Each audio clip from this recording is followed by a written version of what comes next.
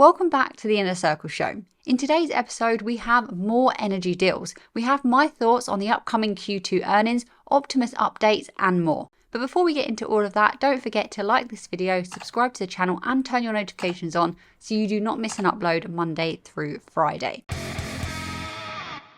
So first up, energy.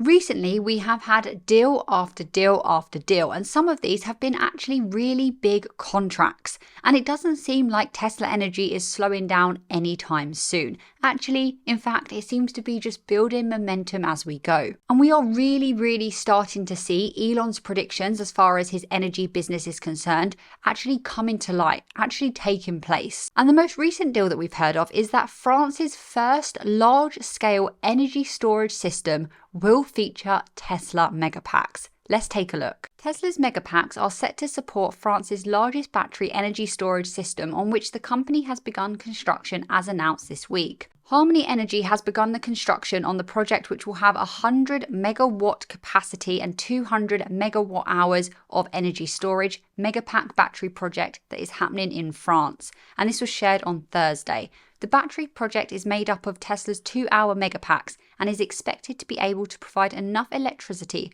to power more than 170,000 homes for 2 hours. Harmony is aiming to have the project completed and connected to the electrical grid next summer, with the system expected to become fully operational by the end of 2025. Developing and operating vital battery energy storage facilities across France will lead to enhanced energy security, more affordable energy bills, and the decarbonisation of the grid. That's the CEO of Harmony Energy for the French market. We are excited to commence building works on our first project. And this isn't just happening in France. These Megapack deals are popping up in New Zealand, Australia, California, France, the UK. They are popping up everywhere. And this is important because not only does it show us that Megapacks are in demand, as I spoke about in a previous video, but also this does add revenue to Tesla. This does expand their energy business. Obviously, we do know it's the fastest growing business at the moment that Tesla has. It has the highest margins, which I don't think it will have in a few years to come when we have the SaaS level margins that we are going to see from Optimus and autonomy. But at the moment, it's doing really great. Next up, we have an update on Optimus, which is, of course, Tesla's humanoid robot. Out of everything Tesla is working on, I think the humanoid robot Optimus is probably the thing that I'm most anxious about, but also most excited about. I think it has the potential to completely change life as we know it. And like I said, that fills me with excitement and anxiety. As a Tesla investor, I'm very bullish. I know that this could do massive things for the company and, of course, then for the stock price. But of course, there has been some uncertainty. We don't have an awful lot of information really at this current time about Optimus. It's kind of in the dark, where we don't really know the timeline. We get some updates here and there, but to be honest with you, a lot of people are just thinking outside the box and trying to understand what this could mean in terms of the numbers, the revenue, the timeline, the potential, the capacity, like all of these things, what the use cases are going to be. And I think a lot of people have been absolutely spot on. But now we do have an update from Elon Musk, and he replied to an X post. And he said Tesla will have genuinely useful humanoid robots in low production for Tesla internal use next year, and hopefully high production for other companies in 2026. So that's quite a big deal. He is saying that Tesla will have humanoid robots, they will have Optimus in low production for internal use next year. That means, they've already got some, they've got a few in the factories now doing very basic work, sorting things or whatever, not really adding that much value at current time. Next year, though, and I think this is going to happen very quickly. He hasn't said if it's the beginning of next year, the end, the mid, whatever. But next year, they will have more in the factories doing useful work. And he says genuinely useful. So this is going to be tasks, this is going to be work that is actually moving the needle, work that is actually making a difference to Tesla's productivity, to Tesla's efficiencies, to Tesla's top and bottom line. And that's when it gets interesting. That's kind of like stage one for us Tesla investors, because we are going to see the impact of that. We are going to see the benefits on the numbers and on the stock from Tesla having them working internally. And then we're going to move on to stage 2, which he's then said will go into high production. Of course, if you're going to be leasing or selling these to other companies, it needs to be in high production. That's happening in 2026. So at this point, not only will Tesla be benefiting from having them in their own factories, but they will also be making money on whatever method they go with, leasing or selling, whatever, to other companies. And then comes going, mass even more and going into the homes. We don't have a timeline on that. If they're going into other companies by 2026, maybe 2028, maybe by the end of the decade, I don't know. I don't want to give a prediction that is way too optimistic or way too negative either, but it's definitely happening. We know it's happening. We've seen the demo videos that they are getting very, very good. We know that Optimus is getting new fingers, new hands that are gonna even more so improve the type of work that they can do, more so mimic human work or human capacity, human capabilities for certain work. So it's getting very, very interesting. Like I said, I do think this is the area of Tesla that will see the largest impact in terms of market cap. The addressable market for a humanoid robot is insane. But of course, first right now we've got autonomy, we've got a robo-taxi fleet, and then we will move on to that wave. And then later today, we have the Tesla Q2 earnings. Now, I have set up a completely free to join Discord. If you want to come over to that, I'll leave a link in the description below and as a pinned comment. No strings attached. It's absolutely free of charge. You can just come over to that, and we will be talking in real time as the earnings come out. And that Discord server will just be available during the earnings, and then it will get removed after the fact. But yeah, come and join us. We can speak in real time, see what's going on. But how am I feeling about these earnings? Well, of course, I'm excited to see what Tesla have to offer in these earnings, but ultimately, this is still very short term for me. I'm holding for a long, long time, and these, I say it every time, but just one quarter earnings won't make a massive difference.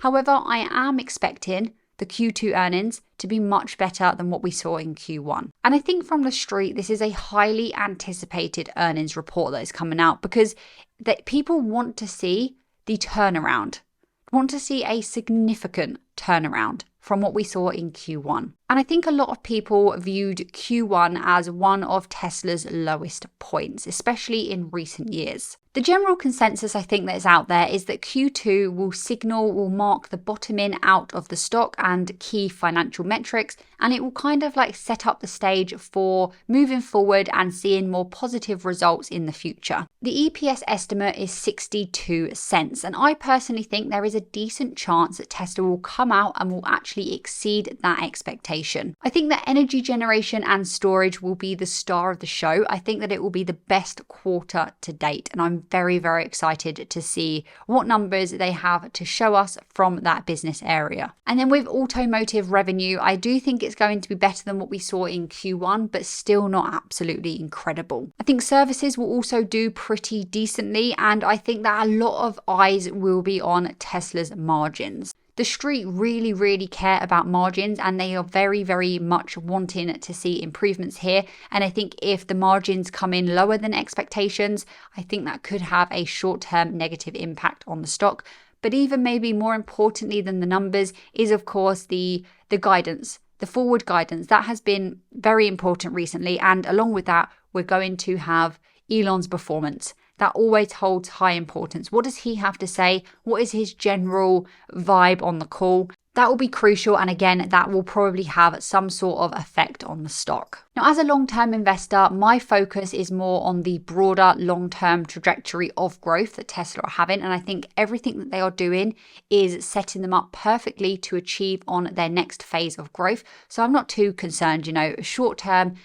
I imagine that the reactions of the market will either do one of two things to the stock, as it always does. If it does drop short term and nothing's changed fundamentally, I will just be using that as a chance to buy shares at a discount. But I think the most important thing, if you're watching this before the earnings, is to have a clear plan of action. What are you going to do if the earnings go this way or this way, because then you won't freak out and you won't make any rash decisions. Let's just take a quick look at the most upvoted questions for the call. These are the ones that are most likely to be answered. The first one is, when exactly is the Robotaxi event, if not the 8th of the 8th?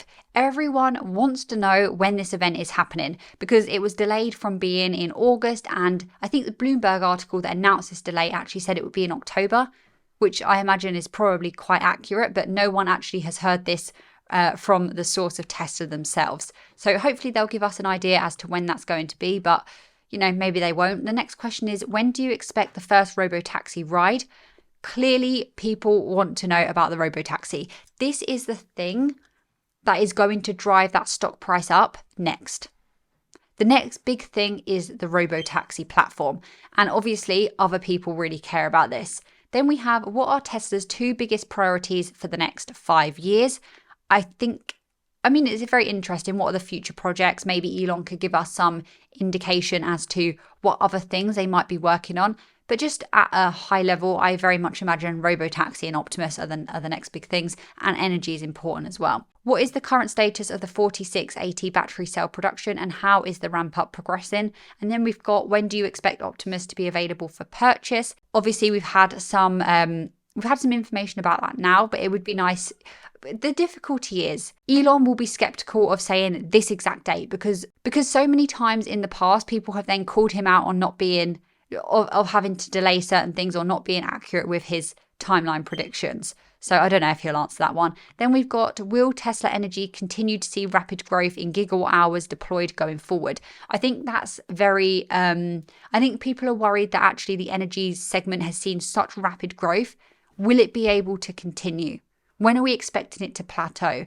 So yes, I would also like to see that question answered. And then we've got some more here. I won't read them all out. I very much imagine the guidance and the way that Elon holds himself on this call and how optimistic he is about the future, what information he shares, that will be what actually drives the stock price. And then we've got some more here as well. I won't read them all, but hopefully some of these questions will be answered during the earnings Q&A. And then lastly, I saw quite an interesting post from Sawyer Merritt on X, and it says the Tesla Cybertruck is coming to Fortnite tomorrow. So that would be today now. It looks like the Cybertruck is going to be featured in the Fortnite game, which is very interesting. That is very mainstream. Obviously, that will get a lot of attention.